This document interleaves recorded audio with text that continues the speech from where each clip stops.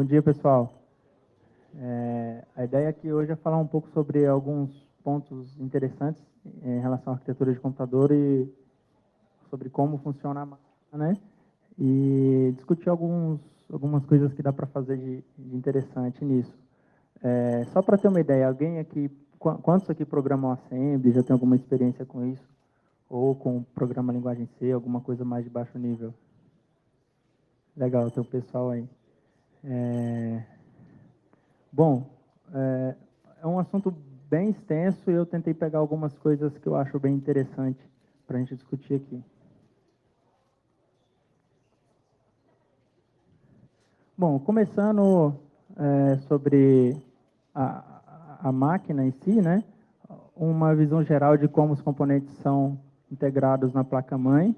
A gente tem o processador, tem dois chips principais na placa-mãe, que é a ponte norte e a ponte sul, onde tem alguns componentes que são ligados nele. Placa gráfica e aqui os módulos de memória. Aqui a gente tem o que a gente chama de frontside bus, que é o barramento principal que sai, é o meio com que o processador fala com o restante da máquina, né?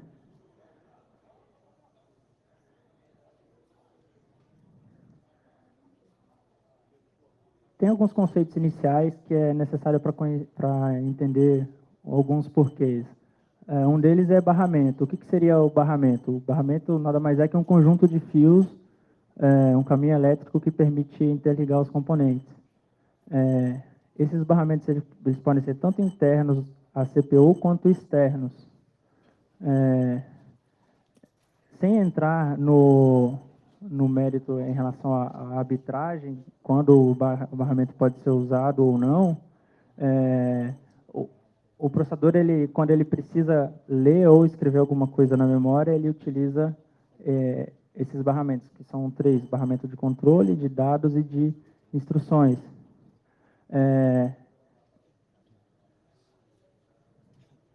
Aqui tem uma visão, uma macrovisão mais genérica, né? Não é de nenhuma arquitetura específica, mas sim de teoria de arquitetura, né?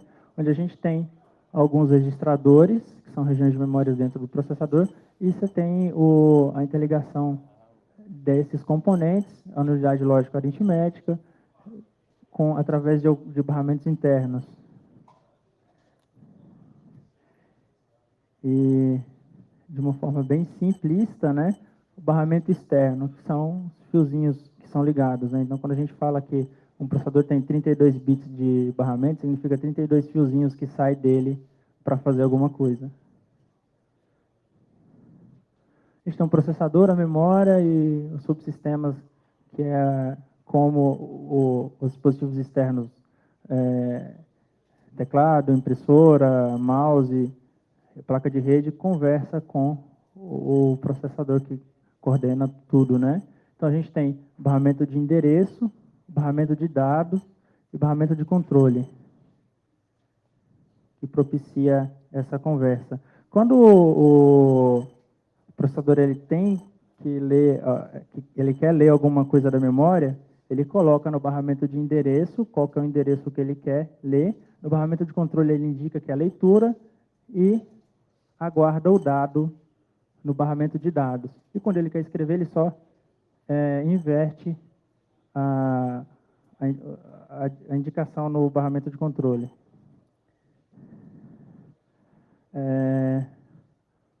Aqui alguns conceitos de arquitetura. Genericamente falando, em teoria de computação, existe uma coisa que a gente chama de program counter, que seria o contador de programas. Isso nada tem a ver com contar alguma coisa, mas sim ele aponta para o endereço da próxima instrução a ser executada, que é o EIP. O registrador EIP na arquitetura de 32 bits da Intel. O stack pointer, que aponta para o topo da stack, é o SP. E o PSW, que é um conceito de arquitetura de computador, não é de nenhuma arquitetura específica, se bem que mainframe chama PSW também, né? É o registrador eFlags, que faz alguns controles também. Mas o interessante aqui é o frontside bus, que é por onde o processador é ligado à ponte norte ao restante dos sistemas, né? Toda a comunicação passa por aí. O processador ele tem alguns modos de operação. A gente tem o modo real, né? Quando o computador é ligado, é iniciado, ele inicia em modo real, que seria um modo estendido de 16 bits. Processador bem utilizado antigamente era o Intel 80, 86. Se alguém tem algum modelo em funcionamento, eu estou comprando, né, para pesquisa. É um processador de 16 bits. O que significa dizer que é um processador de 16 bits? Significa que ele tem 16 bits de endereçamento, do barramento de endereço, né? Ou seja, ele consegue endereçar, em teoria, 640K, que é 2 elevado a 16. Mas tem uma gambiarra aí que a gente vai ver, que ele endereça um pouquinho mais. Então, os processadores atuais, ele não replica exatamente o que era o 8086, mas sim bem semelhante. Ele tem algumas funcionalidades a mais. A gente vai ver.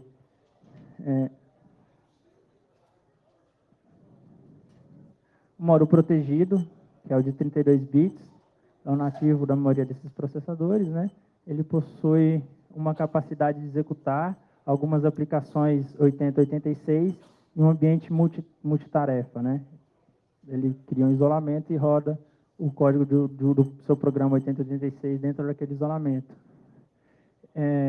Ele possui proteção de memória, já que o 16 bits ele não tem proteção de memória nenhuma, você consegue ler e escrever o que quiser da memória, né? Você não tem nenhum esquema de proteção.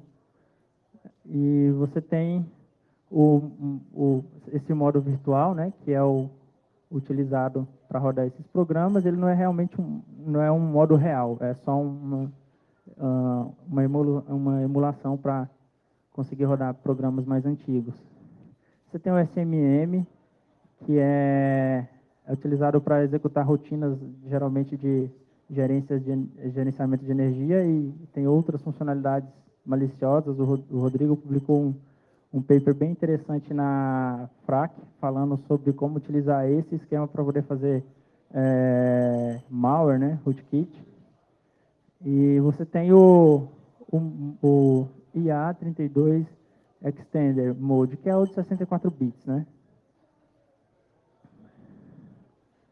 Isso aqui é uma máquina de estado que mostra, de uma forma bem superficial, os modos, né? Como que você passa de um modo para outro, o que você faz.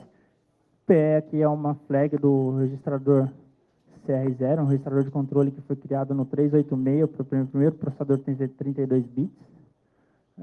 Aqui você tem a flag VM do eFlags, do registrador eFlags. Isso aqui é uma instrução. Isso aqui é uma interrupção. A gente vai ver bem de forma mais completa essa parte de interrupção. Nosso escopo aqui é falar mais desses dois ambientes.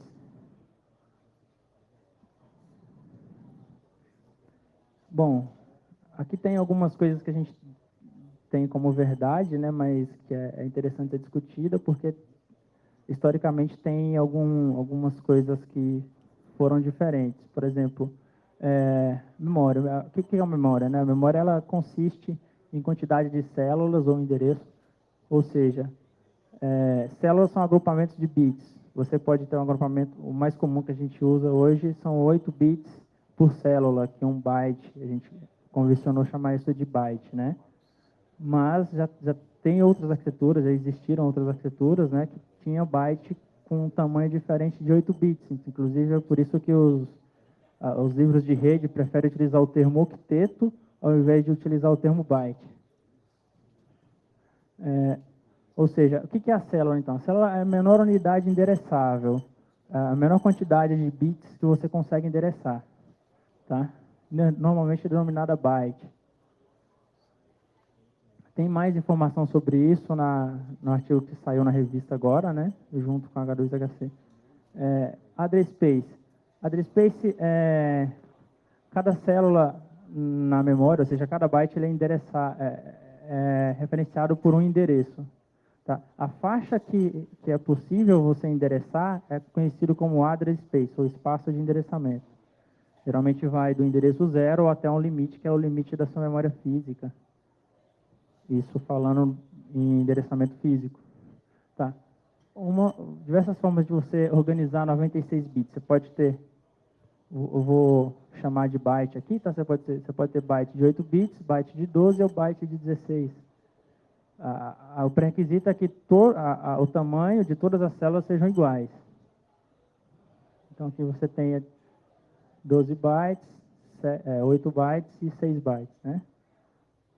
Alguns exemplos, isso aqui faltou referência aqui, mas é Tannenbaum, de alguns computadores com tamanho de bytes diferentes.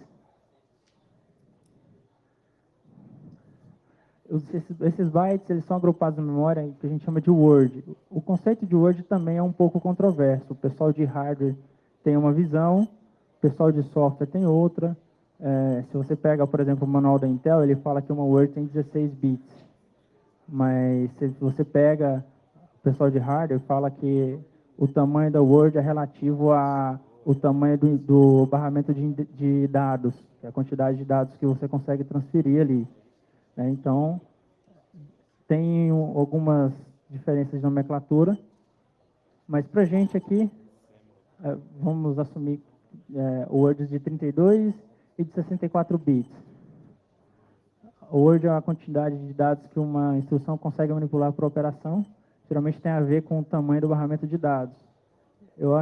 Geralmente eu prefiro os conceitos utilizados pelo pessoal que desenvolve hardware.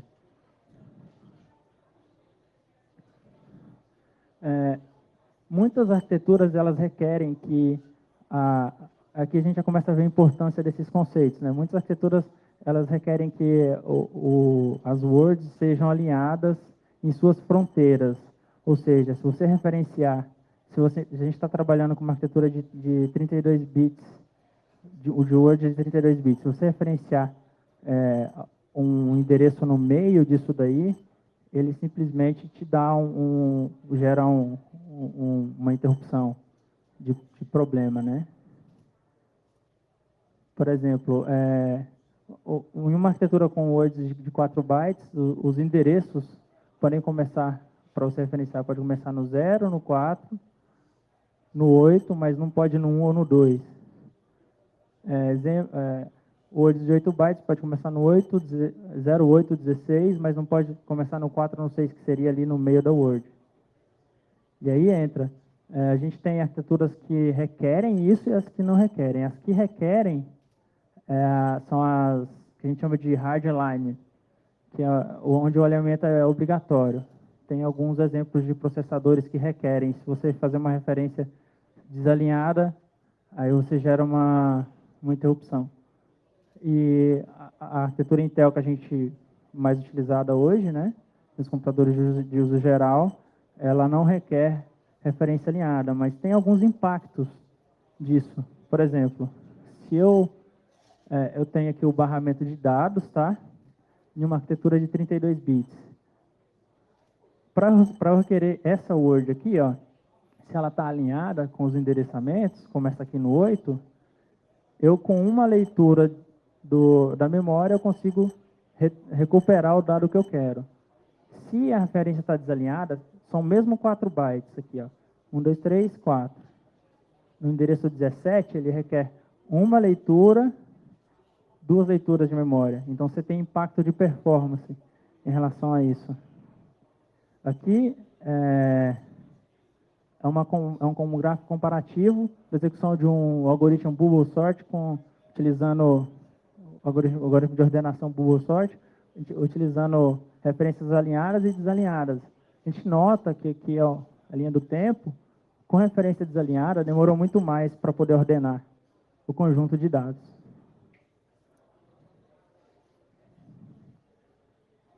Ordenação de byte. Os bytes, quando você fala de word, ou seja, agrupamentos de bytes na memória, eles recebem uma coisa que a gente chama de ordenação, que é como eles são endereçados, como é que você referencia isso. Os dois principais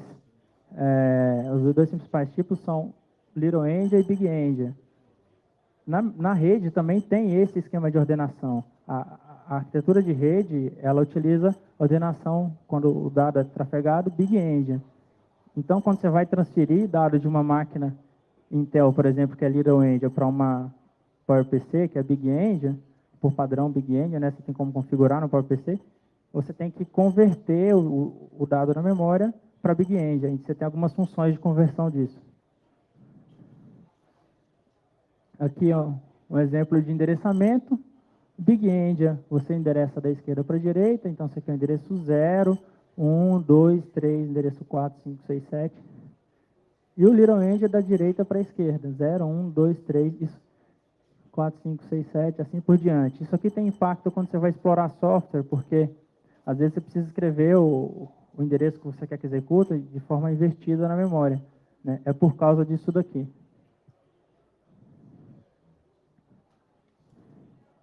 Para ficar claro também, né? Byte 0, byte 1, byte 2, byte 3, da direita para a esquerda.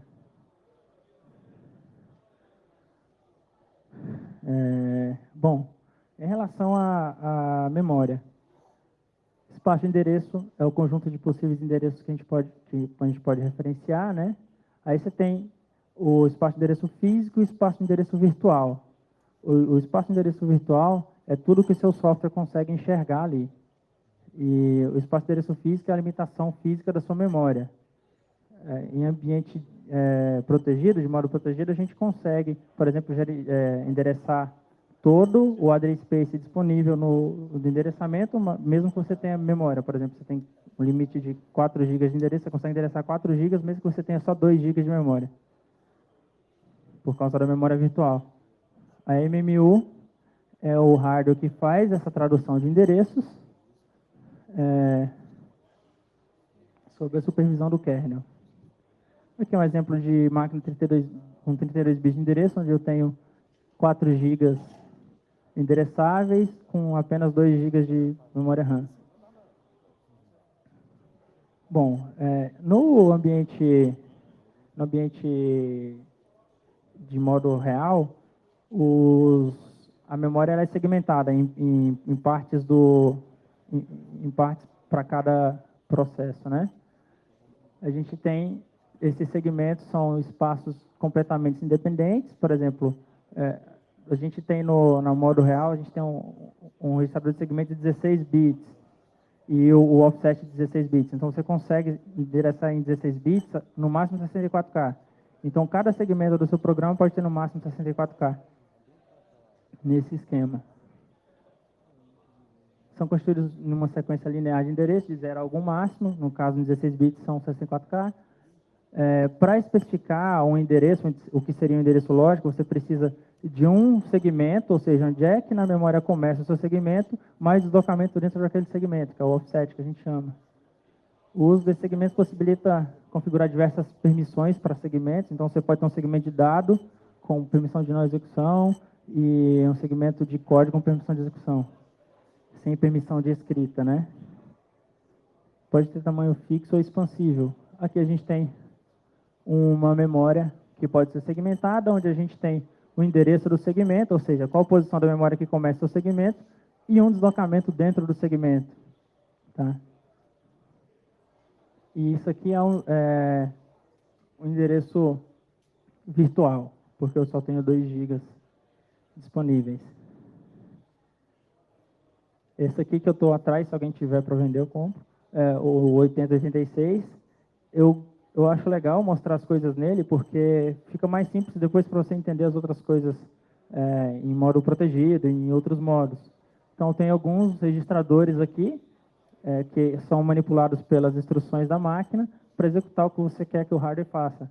Então, o registrador de segmento aponta para o início, onde na memória está o seu segmento, e aqui seria 2 registradores importantes, aponta para a próxima instrução, seria um offset em relação ao registrador de segmento de código, por exemplo, e o stack pointer em relação a segmento de stack.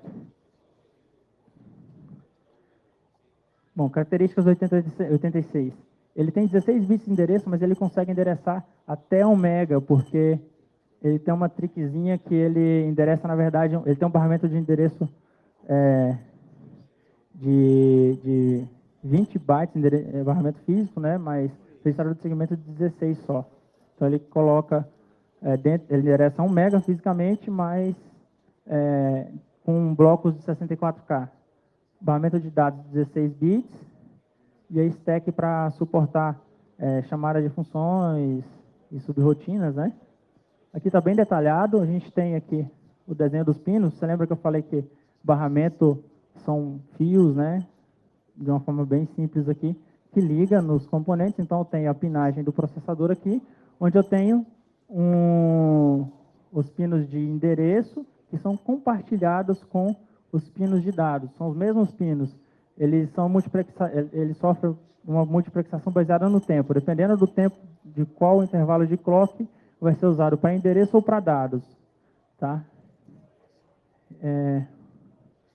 Aqui o barramento de controle, se você quer ler, se você quer escrever. Tá? E você tem 20 de endereço e 16 de dado. Vai do 0 ao 15, né? E do 0 ao 19.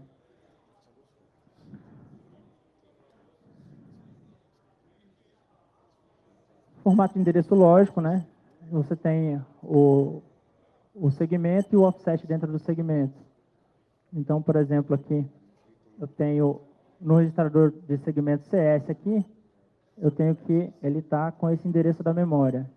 E aí, você tem a referência implícita, por exemplo, toda referência a IP diretamente, ele usa implicitamente o CS, mesmo que você não especifique. Se você quer especificar outro segmento, você tem que colocar o endereço do segmento, 2 pontos, o endereço offset. E aqui tem uma posição 100 dentro do segmento de código. Ali eu tenho um segmento de stack cresce para baixo na arquitetura Intel. Então, com 20 linhas é possível endereçar até 1 MB de física, até 1 MB de memória física. Cada registrador de segmento armazena 16 bits, ou seja, assim como a gente pode gerar 20, se a gente tem só consegue referenciar 16 bits no registrador de segmento, como é que a gente consegue gerar um endereço de segmento de 20 bits, né? Que aí a gente vai ver como funciona isso. O registrador de 16 bits, ele é deslocado 4 bits para a esquerda, ou seja, ele endereça sempre blocos de 64 de intervalos de 16 e 16, né? E depois desse deslocamento, para formar o endereço de 20 bits, ele soma o offset que você quer endereçar. Então, aqui a gente tem um exemplo. Tem esse endereço aqui, tá? Aí, ele sofre um deslocamento para cá, um shift, onde ele coloca 0 à direita aqui, ou seja, agora aqui eu tenho 20 bits de endereço, e ele soma o seu offset aqui. Tá? Então, a gente tem o offset, por exemplo, para código, isso aqui seria o conteúdo do registrador de segmento de código, e esse aqui seria o instruction pointer, que é o endereço da instrução. E aí ele soma isso e gera um endereço físico. Isso aqui é um endereço físico, é o que vai para a frontside bus e vai para a placa-mãe. Então, segmento mais offset passa na unidade de segmentação, que é a MMU, e sai o endereço linear. Nesse caso, é o endereço físico também. Em casos que tem paginação, que é a memória virtual, aí ele passa pelo processo de paginação também. Uma outra abstração, né? Se eu tenho uma instrução jump 014, então eu tenho, e o registrador de segmento é isso aqui. Então, onde é que vai na memória física? É isso daqui. A gente tem o seletor de segmento aqui, que é isso aqui. O offset dentro, ele faz aquele cálculo e sai isso aqui para a memória. Aqui a gente tem uma outra abstração, né? Como é feito, o endereço linear vem para essa posição aqui.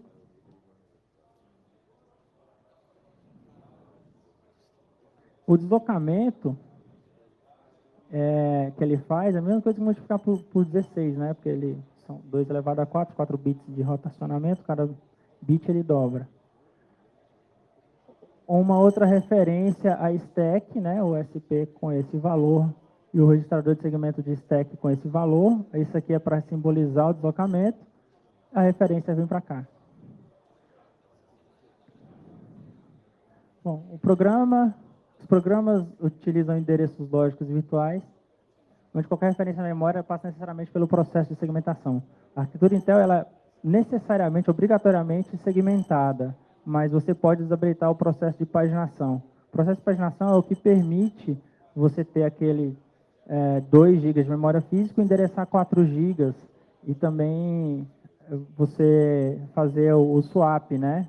Se você tem você endereça 4 GB, em teoria, virtualmente você pode carregar 4 GB na memória e fisicamente você pode endereçar, colocar só 2 GB lá, mas você faz swap para o disco e aí faz a troca quando você referencia, dá uma falta de página e ele carrega o que você quer na memória novamente. Quando não utiliza paginação, o endereço linear é o mesmo físico. A maioria das instruções que coloca explicitamente o registrador de segmento, que não coloca o registrador de segmento, por exemplo, aquele jump 014, ele usa implicitamente o registrador de segmento.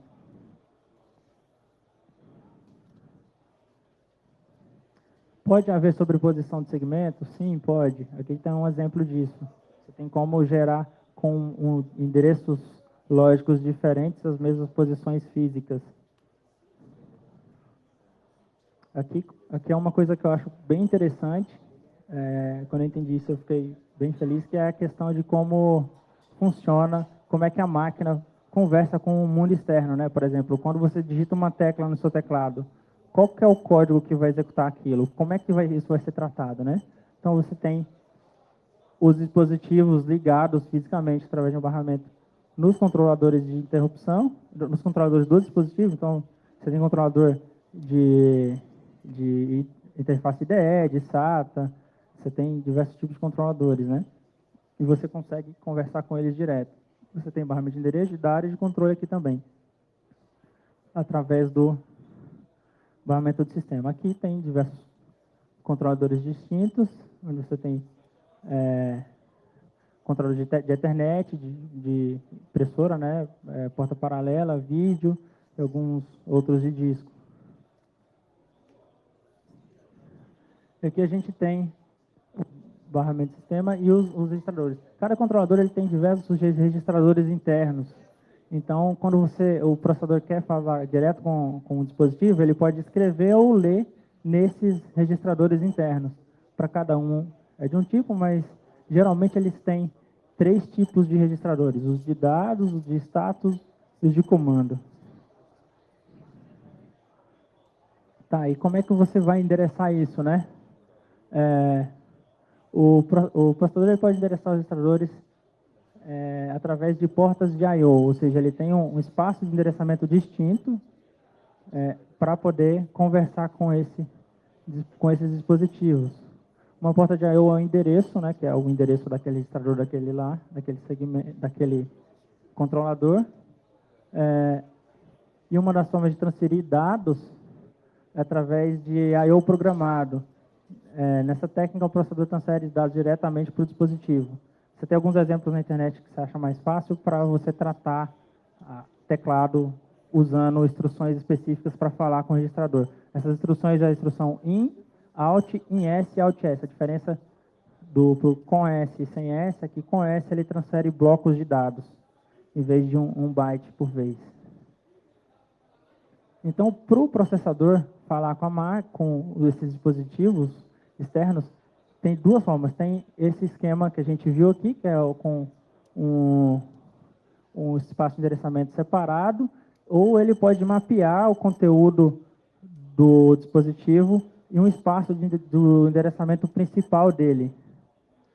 Com Memory Mapped I/O aqui, ele mapeia as portas de I/O para um espaço de endereçamento. Ou seja, se você quer falar com o dispositivo ou ler alguma coisa dele, é só ler aquele endereço na memória. É um endereço de memória comum, então você consegue usar diversas outras. Ou através de um address space separado. Cada um desses tipos tem as suas vantagens e desvantagens. Um dos problemas de você usar Mapped I/O é porque você você consome um espaço de endereçamento ali seu com um dispositivo. Por exemplo, antigamente, na época do DOS e outros, em 16 bits, você perdia um espaço de endereçamento para a placa de vídeo, ou seja, a memória de vídeo consumia uma parte do seu endereçamento que você não podia usar para poder endereçar sua memória RAM física. As vantagens é que você pode usar qualquer outra instrução, né?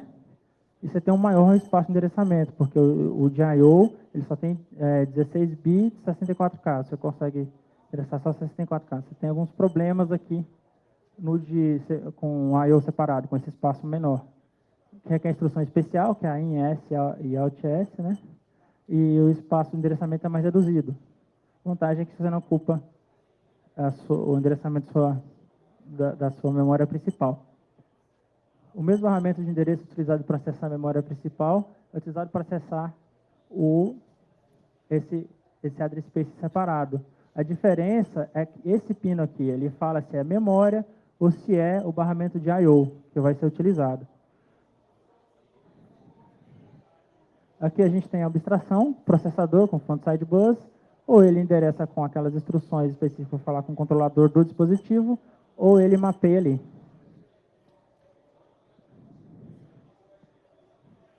Exceções e interrupções. São eventos que ocorrem durante a execução do programa que desviam o fluxo para alguma rotina de tratamento.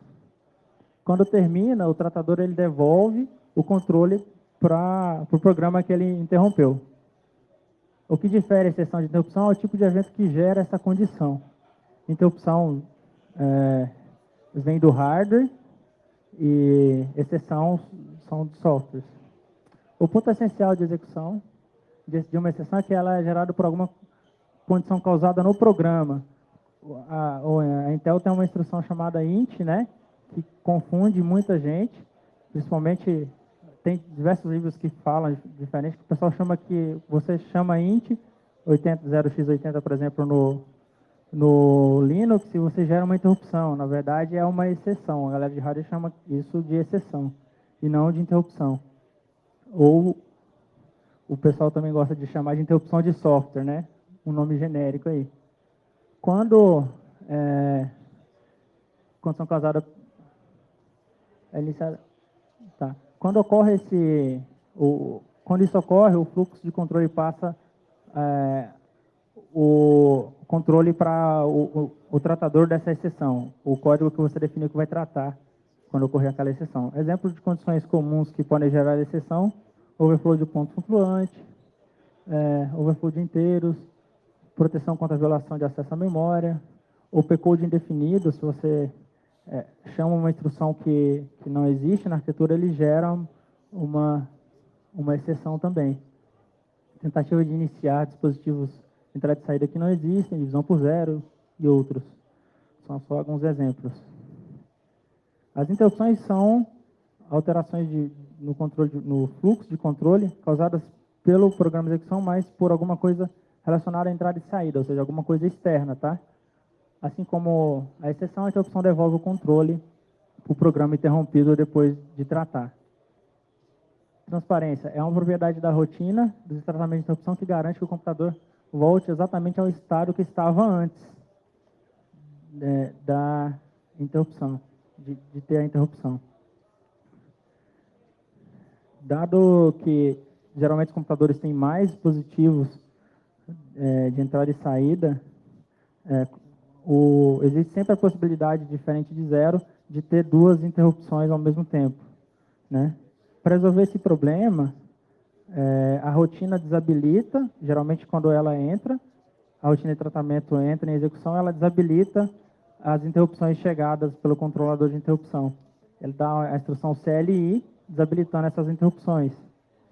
E aí, depois que ele termina, ele volta STI ou a instrução para poder habilitar essas interrupções mesmo, para não chegar mais interrupção quando ele está tratando uma já. Tá?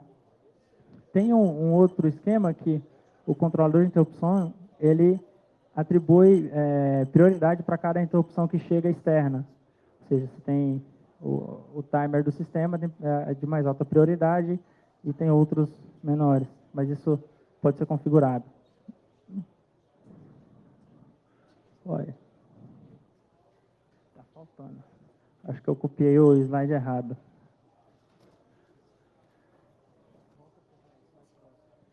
Bom,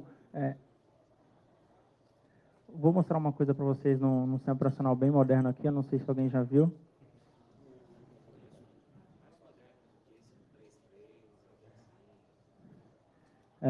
Esse aí? 3.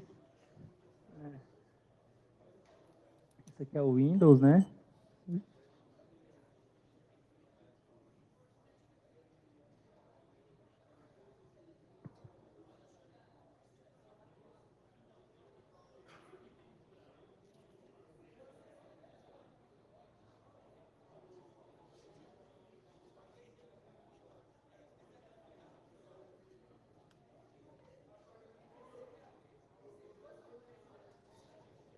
Também não é isso.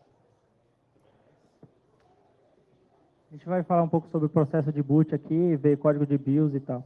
Só.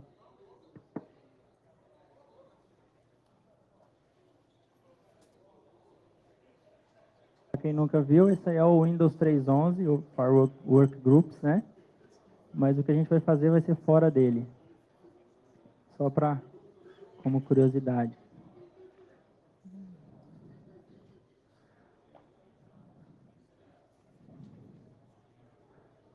Bom, quando o computador ele inicia, os registradores ele vem pré-configurado com alguns valores definidos. Por exemplo, o registrador de ponteiro de instrução, o instruction pointer, ele vem configurado para endereçar o último 16 bytes da memória.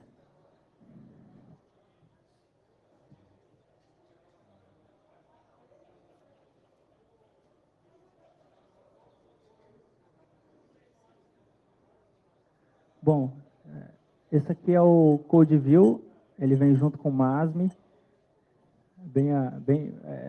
bem melhor do que o debug que existia nativo do Linux, né? E aqui a gente consegue acessar qualquer parte da memória, como não tem esquema de proteção, a gente consegue acessar qualquer parte da memória. Por exemplo, eu quero ver aqui qual que é o último byte, qual que é o último 16 bits da memória quando eu boota, né? Você tem um mega endereçável, onde eu tenho o segmento especifico o segmento.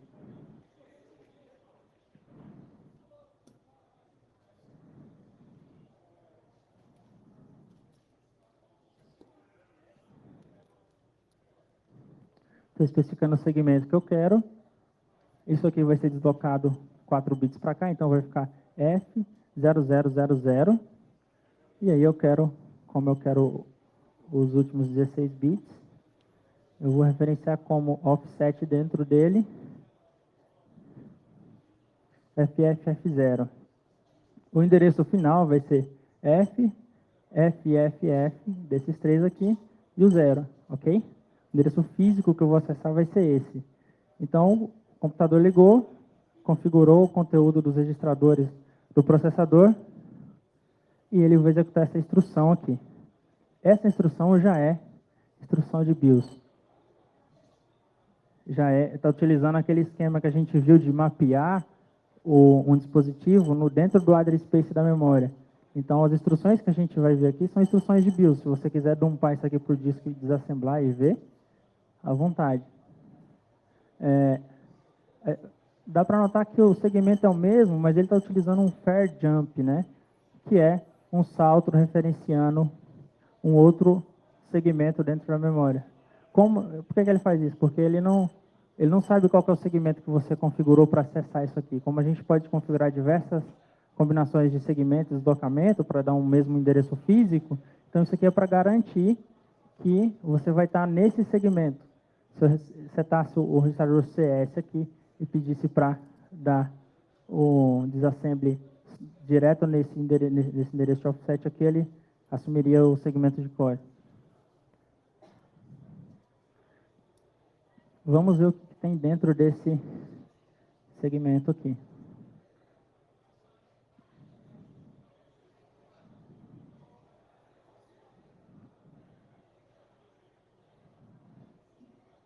O pessoal de trás está conseguindo enxergar aí, todo mundo?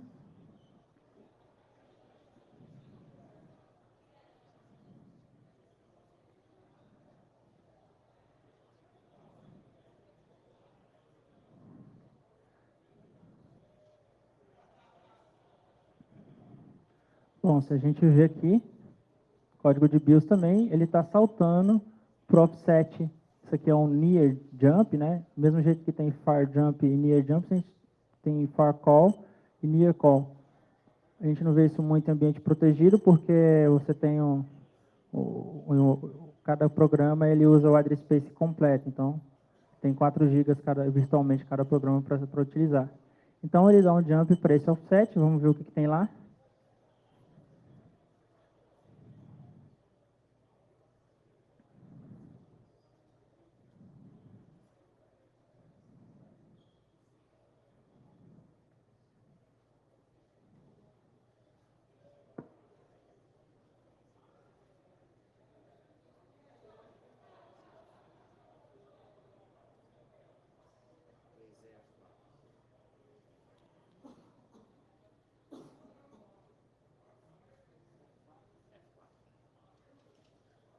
Você sabia isso de cabeça ou você viu aqui? Ele falou o offset direitinho. Bom, a gente vê aqui, primeira instrução como sendo uma instrução CLI. Uma coisa interessante para mostrar aqui, que isso aqui é uma representação da instrução, não é a instrução. O Gabriel, da revista da H2HC Magazine, ele escreveu uma dica legal, mostrando que não é isso daqui que vai para ser executado no processador. Na verdade, é essa sequência binária, que é esse número aqui. Esse aqui está em hexadecimal, mas é um número. Então, essa instrução, ela tem o equivalente em linguagem assembly de alto nível, né? Assembly de alto nível, como sendo um CLI ali. Então, essa sequência binária é isso daqui. E é assim que os disassemblers trabalham. Ele tem um mapa de equivalência do que cada instrução gera de binário e ele faz só um depara. Então, assim, apesar de parecer uma coisa complicada, é uma coisa, na verdade, bastante simples, como muita gente acha que a assembly é complicada também, é bastante simples, porque são operações matemáticas, é basicamente mais e menos, né? Bem simples. Então, a gente tem aqui, desabilitando as interrupções, ou seja, a partir desse momento ele não recebe nenhuma interrupção, e aí ele está movendo o conteúdo do CR0, registrador CR0 para o registrador EAX. Isso aqui faz sentido para vocês? Vocês acham que um código de BIOS teria uma estrutura semelhante? Só para saber se faz sentido. Desabilitar a interrupção, tratar com registradores de controle. Faz sentido, né? Então, é isso daqui. O interessante notar é que CR0 é um registrador que não existia lá no Intel 80 e 86. Por que esse código de BIOS aqui está usando ele aqui? Justamente por aqueles esquemas de modo estendido e tudo, que é tratado, que eu falei antes, que é um pouco diferente. Então, ele utiliza isso daqui, essa estrutura. Quem dá esse código de BIOS aqui na verdade, é o VM, né? O VMware que passa para eles. E aí, o que o código de BIOS faz? Depois que a BIOS testa algumas coisas, faz o teste de post e tal, né? E aí, depois ela inicializa o vetor de interrupção, que na Intel, em 16 bits, é conhecido como Interrupt Vector Table, é a IVT, e em 32 bits é a IDT, Interrupt Descriptor Table. A estrutura dele, em modo 16 bits, modo real, ele ocupa o primeiro byte da memória, onde você tem no máximo 256 entradas, ou seja, primeiro byte não, perdão, primeiro K da memória, e você tem no máximo 256 entradas, que dá como cada endereço você tem o offset e o deslocamento dentro do offset, né? Ele passa a ter 4 bytes por entrada, 1K. Tá? Então, se eu ler alguma coisa desses endereçamentos, eu vou saber quais são onde é que está sendo tratado, onde é que está o código que vai tratar a interrupção específica.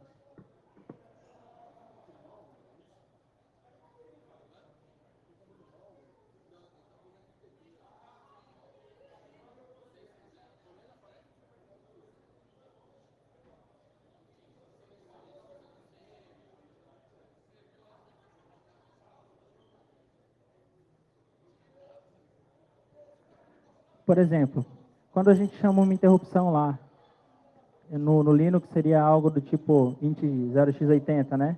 0x80 em hexa é 128. Significa que na posição de 128 tem um endereço onde vai ser tratado. Mas aqui é modo real, a gente só tem aqui é IVT, né? Modo real, a gente tem o segmento que é esse valor aqui, com esse deslocamento. Então, analogamente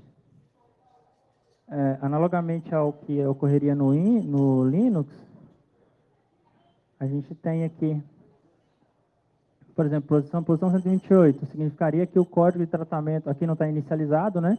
Mas o código de tratamento estaria nesse endereço. A BIOS utiliza bastante a BIOS não, o MS-DOS, ele utiliza bastante a interrupção 21, onde é o kernel, né? Quem trata isso é o kernel, onde a gente tem aqui na 21 o segmento e o endereço. Então, se eu for lá e mudar isso daqui, ó, uma ideia aí, se você vem aqui, como você não tem controle de acesso à memória, se você vem aqui e muda esse endereço aqui, você consegue interceptar tudo que vai para o kernel, por exemplo. O conceito é bem semelhante e expansível para diversas outras coisas no sistema operacional. Por exemplo, em modo protegido, a gente tem, em vez de IVT, tem a IDT. A diferença é que os endereços são de 32 bits, onde está a rotina, e você tem alguns outros controles de acesso. Mas se você vai lá, na posição 128, lá, onde o syscall handle do Linux pega para poder tratar, quando você dá uma interrupção no seu software lá, né? Ele e muda o endereço para o seu código, então você intercepta tudo que vai para o kernel. O que o pessoal faz, geralmente faz para fazer rootkit, para esconder processo, para esconder arquivo, é interceptar num segundo nível. Porque a interrupção, tanto quando vem do hardware, como quando vai via software, ele vai cair nesse vetor aqui, na Interrupt Descriptor Table, e onde está o endereço da rotina de tratamento. Então, se você pega e... Como é que funciona? Você dá o int 0x80 lá, aí o syscall handle vai pegar, começa a executar e ele vai olhar. A primeira coisa que ele vai olhar é o conteúdo do registrador AX. Quem programa Assembler aí sabe que para a gente definir qual syscall que a gente quer executar, a gente coloca o endereço da syscall que a gente quer dentro do registrador AX. Então, o syscall handle vai olhar o registrador dentro do registrador AX, qual é o valor, vai verificar se aquela system call existe. Se aquela system call existir, ele vai e pega a posição dela dentro da System Call Table. E aí, dentro da System Call Table, é uma tabelinha semelhante a essa, onde você tem a entrada, por exemplo, o 4 é o write, eu acho, né? O 1 é o exit. 1 eu sei que é o exit. Se for 1, vai ter, na entrada de número 1, vai ter o endereço de qual código vai tratar o exit. Nesse caso, a gente consegue mudar esses endereçamentos na System Call Table e direcionar para o fluxo para execução do seu código.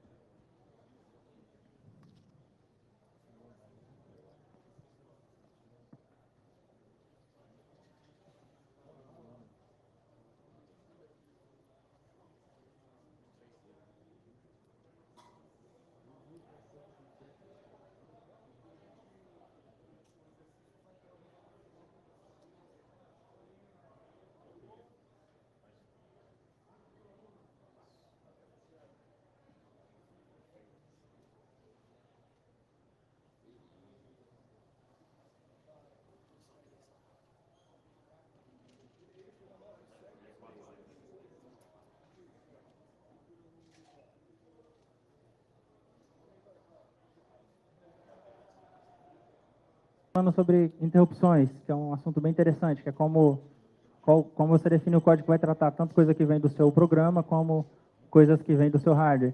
A gente tem algumas entradas aqui no processador, nos pins do processador, que é o int A, que é o int R e o NMI. Essas entradas são ligadas a um processador que a gente chama de APIC, é um controlador de interrupção programável que você consegue programar. E esse APIC é ligado às IRQs, por exemplo, os controladores de cada dispositivo, controlador de IDE, controlador de rede, tudo, né? Então, as requisições de interrupção chegam para o APIC e o APIC fala com o processador. Se as interrupções não estão desativadas, o APIC manda a interrupção por aqui, requisição de interrupção, o processador pega e olha naquela tabela e executa o seu código. Depois que ele recebe isso aqui, ele manda no pino int A um reconhecimento de que ele recebeu a requisição de interrupção. E a NMI são interrupções que você não pode desativar, geralmente erros críticos de hardware. E aí ele usa uma porta lógica para garantir isso daqui, onde quando essas interrupções chegam, mesmo com o CLI ativo, né, o processador para e recebe a interrupção por aqui. Bom, é isso, senhores. Se alguém tem alguma dúvida, tem alguma colocação?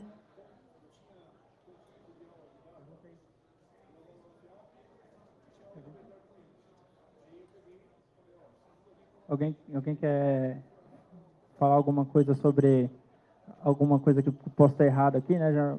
Eu pesquiso isso bastante tempo, mas a gente sempre está suscetível a erros, né? Se alguém tiver alguma colocação, alguma dúvida, alguma coisa assim, à vontade. Sou humano, também reservo o direito de poder errar, mas eu acho que isso aí está certo. Já testei um monte de vezes isso. Então é isso, senhores. Obrigado pela presença de vocês.